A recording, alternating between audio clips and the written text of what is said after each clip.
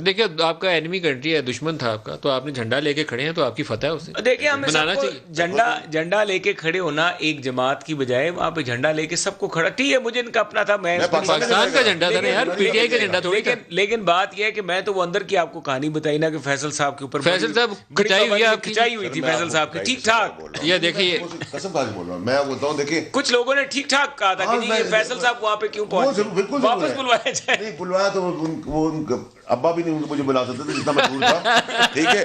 لیکن بات اتنی سی ہے، پرابلم یہ ہے کہ دیکھیں سر میرے نہ دیکھیں ندیم صاحب ایک جھنڈا جو ہے نا سر وہ میں نے گاڑا پاکستان کا، پی ٹی آئی کا نہیں، اور میں آج بھی فخر کرتا ہوں اور آگے بھی کروں گا ایسے کام. ایک اسی طرح میں نے جوتا بھی رکھا تھا، اس کو بھی لوگوں کو آبجیکشن ہوا تھا، وہ خیر نامناسب کام تھا.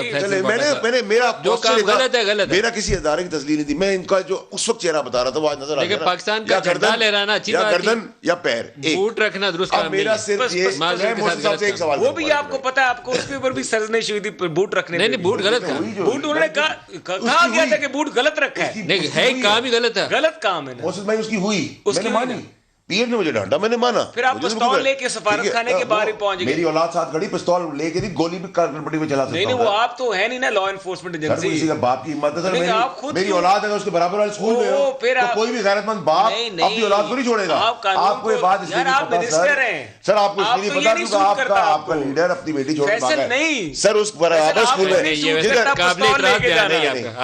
قابل اعتراض ہے، آپ غیر قانونی، آپ منسٹر ہیں. میری بات یہ قابل اعتراض ہے. میری جس وقت چائنیز کا